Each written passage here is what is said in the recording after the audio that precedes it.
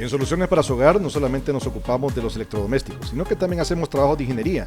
En este caso, en Colonia Guaymura, se hizo una reparación de las paredes que estaban expuestas a hongo y una vez reparadas se procedieron a pintarlas. Tenemos todo en fontanería, electricidad, puertas, pisos, ventanas, paredes, losas, techos y mucho más.